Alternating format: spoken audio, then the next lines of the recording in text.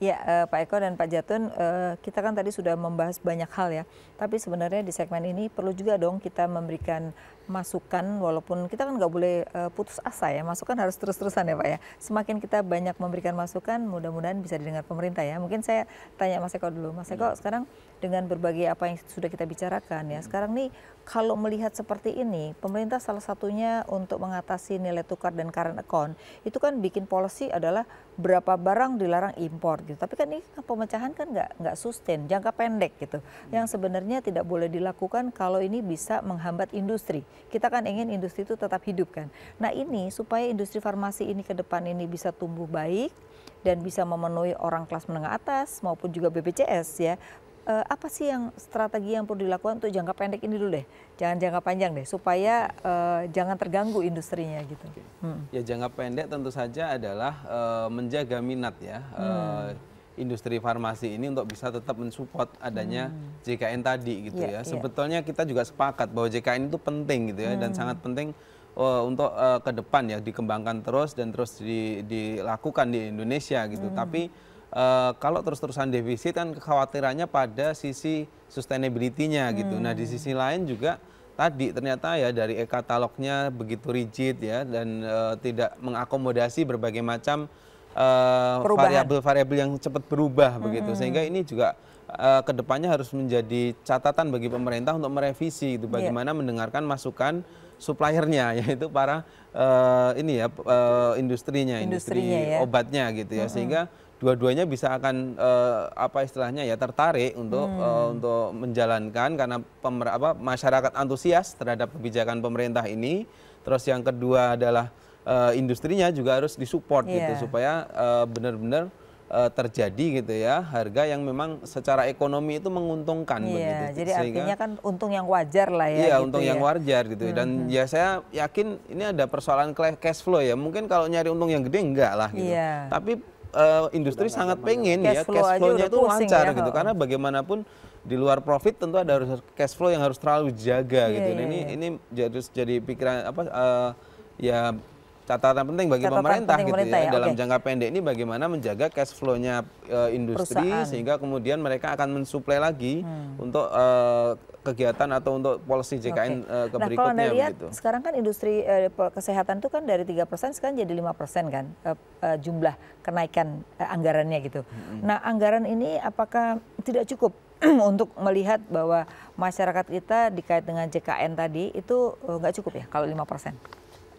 Anggaran kesehatan yang sudah dipatok 5% dari total belanja itu ya sebetulnya karena situasinya adalah penggunaan dari anggarannya selalu meningkat begitu ya, jumlah penduduknya juga nambah begitu ya dan kompleksitas persoalan juga meningkat gitu. Tapi juga menurut saya sih memang tidak harus dipatok berapa persen ya. Mungkin ini sudah terlanjur di undang-undang itu 5%, 20% untuk pendidikan, 5% untuk kesehatan gitu ya.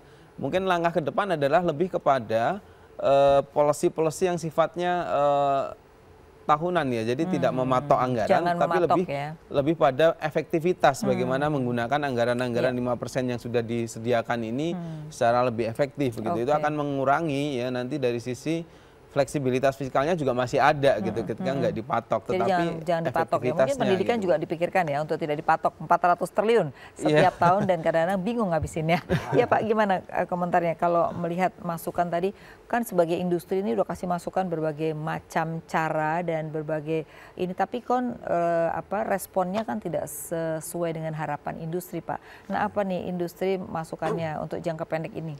Ya jadi begini. Sebetulnya industri farmasi ini di ASEAN kita terbesar. Bukan hanya karena terbesar penduduk domestik, tetapi juga kita terbesar ekspor di antara negara-negara ASEAN. Hampir ke semua negara ASEAN kita ekspor. Itu kita yang terbesar. Bahkan kita sudah ekspor ke Eropa, ke Australia, Afrika, Timur Tengah, segala macam. Tapi memang kecil. Tapi untuk mendobrak pasar-pasar itu kami lakukan sendiri. Jadi bagaimana effort ini sebetulnya luar biasa. Nah kemudian di dalam negeri kita menganggap sebetulnya pemerintah bisa terus-menerus melakukan relaksasi dalam regulasi ini. Ya Presiden kan mengatakan deregulasi, permudah ini, permudah ada keluar perpres kemudahan berusaha. Bener. Nah ini intinya sebetulnya peraturan-peraturan yang ada sekarang ditinjau lagi untuk bisa sesuai dengan kepentingan masyarakat. Kami misalnya melihat, nanti bisa dilihat dari hasil survei Indep, bahwa masyarakat ini sudah mengenal produk-produk yang biasa dia pakai. Biarkan mereka untuk menggunakan itu. Betul. Dan bisa tercapai di mana-mana. Survei yang dilakukan kan, jangankan di luar Jawa, di dalam Jawa kabupaten, apotek kurang, toko obat kurang. Benar. Harusnya itu dibuka untuk kepentingan, jangan terlalu dipersulit. Kemudian juga periklanan juga ada relaksasi. Jangan sampai nanti menggunakan bahasa daerah dengan misalnya segala macam cara, jangan dibatasi. Di luar negeri, Amerika, Korea, beberapa di negara Eropa malah menggunakan vending mesin itu. Jadi sudah makin ceplek. Betul. Keluar obat flu, obat batuk, obat anti alergi, segala macam.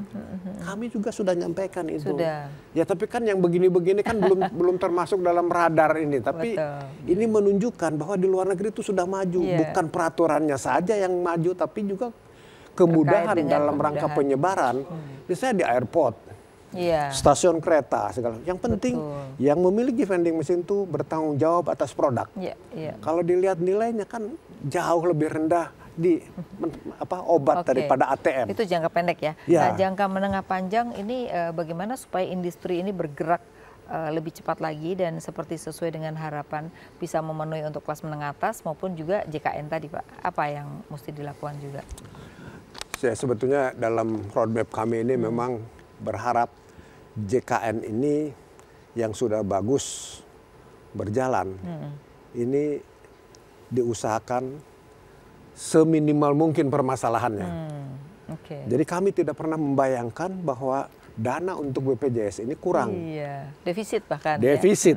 Tidak pernah membayangkan. Jadi oleh karena itu kami menganggap, oh ini captive market dalam negeri.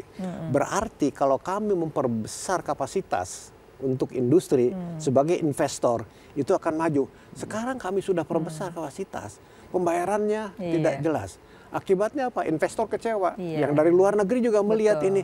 Waduh, di samping itu jadi bukannya opportunity, tetapi ini bisa merupakan ancaman.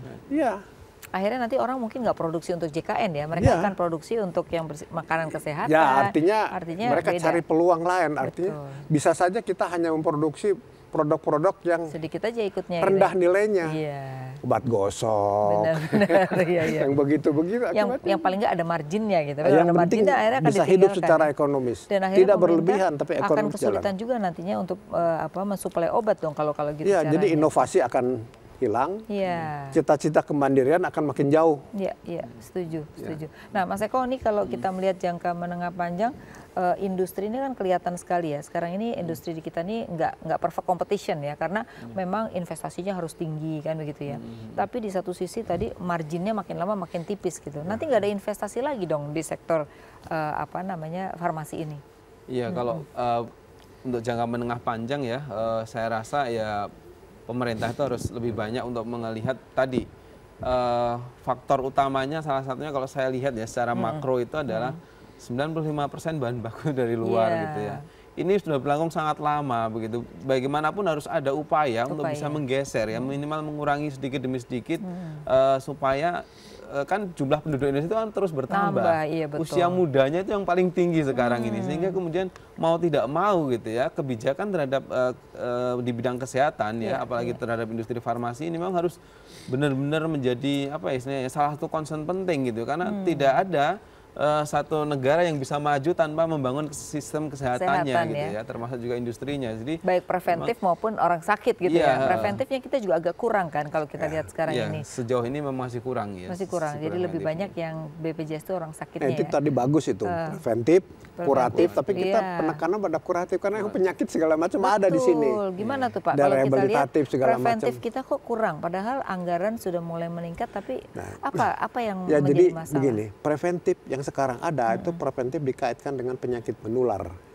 Padahal preventif yang sebenarnya yaitu tadi swamedikasi, obat-obat bebas, OTC dikembangkan dengan luas, dorong itu semua, dipermudah segalanya. Jadi membantu dirinya untuk kesehatan sendiri. Kemudian juga ada promotif. Nah promotif itu justru semua medikasi didorong. Jangan ini menggunakan biaya sendiri, biaya pemerintah. Iya, setuju Pak. Ya, gitu. Ya mudah-mudahan aja kita didengar ya apa yang kita masukkan ada perbaikan kita, lah dalam cara berpikir kita tuh industri begitu. farmasi ini sangat urgent di dalam suatu negara karena itu menyangkut kesehatan masyarakat, meningkat kehidupan yang lebih panjang dari masyarakat kita. Terima kasih Pak Jatun dan juga Mas Eko.